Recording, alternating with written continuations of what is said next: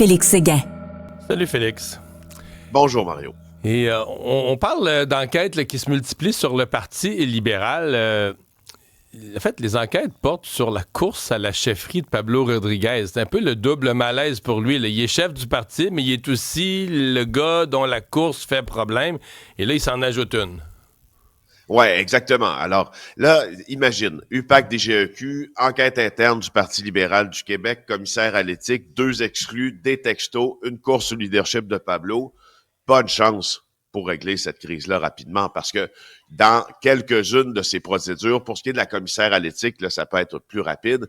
Pour ce qui est des enquêtes, exemple, policières, comme l'UPAC, si c'est on rare valide, que c'est vite, on ouvre une enquête, et ben c'est normal, le temps évidemment de demander et d'obtenir des mandats, le temps d'amasser la preuve sous le sens de la loi, pour pas se faire défaire, comme on l'a déjà vu dans certains procès, des causes parce que on a été un peu, on a manqué de supervision, puis on a manqué de sérieux dans la façon de recueillir la preuve. Est-ce que l'UPAC l'annoncerait? Je veux dire, là, l'UPAC, la dernière fois qu'ils ont parlé, leur porte-parole a parlé de vérification. Donc, les vérifications étant l'étape préliminaire à l'ouverture officielle d'une enquête. Mais est-ce que l'UPAC pourrait faire une espèce d'annonce officielle? On ouvre une enquête sur la course au leadership de Pablo Rodriguez? Ou est-ce que ils vont juste le faire, eux? Parce qu'eux, c'est un organisme policier. Là, ils font pas des relations publiques, puis des communications, puis des communiqués de presse à tous les jours.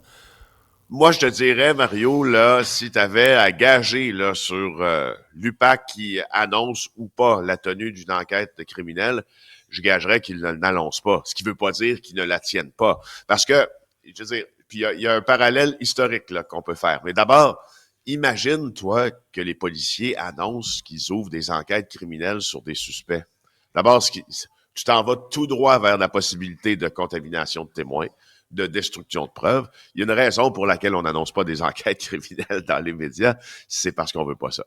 Et de deux, tu te rappelles aussi le maire Michael Applebaum, le maire de Montréal, qui nous avait gracié d'un point de presse un certain matin en disant « J'ai appelé l'UPAC, ils m'ont dit que j'étais pas sous enquête. » Ben, devinez quoi, il était sous enquête pendant ce temps-là, puis il a été arrêté après. Alors ça, c'est une vue d'esprit de pensée. Notre mémoire oublie, mais lui, il avait fait une conférence de presse, il avait dit, j'ai appelé l'UPAC, je leur ai demandé, je suis sous enquête. Exact. Ils m'ont dit non. C'est ça, raccroche, convoque les médias, fait un point de presse en disant « Hey, bonne nouvelle! » Ils m'ont dit que tout était beau. Ils m'ont dit non. Alors, c'est beau, on continue. Quelques semaines après, il est arrêté. Alors, tu sais, je veux dire, c'est une vue de l'esprit de penser qu'il y a un communiqué de presse de l'UPAC qui va être diffusé aujourd'hui en disant « Nous entamons une enquête criminelle sur telle personne. » Maintenant, ce qui nous amène évidemment au cas Sona Olivier Lacoyane. Parce que là, ça fait... sans trop présumer, là, je pense que ça fait partie du centre de cette enquête-là ou de ces enquêtes-là, devrais-je dire. Pour l'instant, ce qu'on sait, parce que le Parti libéral l'a exclu du caucus, ça veut dire que la commissaire à l'éthique confirme, d'ailleurs, la commissaire à l'éthique confirme avoir ouvert une enquête sur la députée de Chomédé pour l'utilisation des ressources de l'Assemblée nationale dans la course à la chefferie de Pablo Rodriguez. Moi, je t'ajouterais là-dessus ce matin, j'ai su ça hier soir, puis même depuis quelques jours, là, c'est pas d'hier que la commissaire à l'éthique s'intéresse à la tenue, je dirais, en général, là, de Madame Lacoyane. Dit-on de très bonnes sources. J'ai comme disait Jean Lapierre, une vieille main libérale.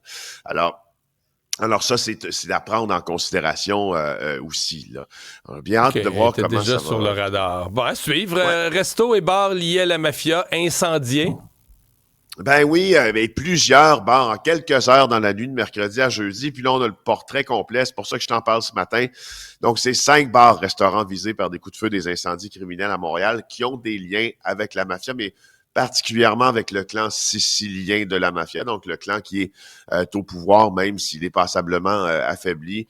Le San Remo dans l'arrondissement de La Salle, le Dolce Vita sur le boulevard Saint-Martin-Est à Laval, le Café Azzurri, et au Hendrix, et aussi dans un autre pub, le Beaches, le fameux Beaches, dont on entend beaucoup parler sur le boulevard Langelier, parce que c'est vraiment un repère de la mafia. Si vous voulez faire comme on fait à New York, là, des tours historiques là, de la mafia, on pourrait arrêter aux Beaches assez facilement. Fait que là, dans la même nuit, les 5 ont été frappés.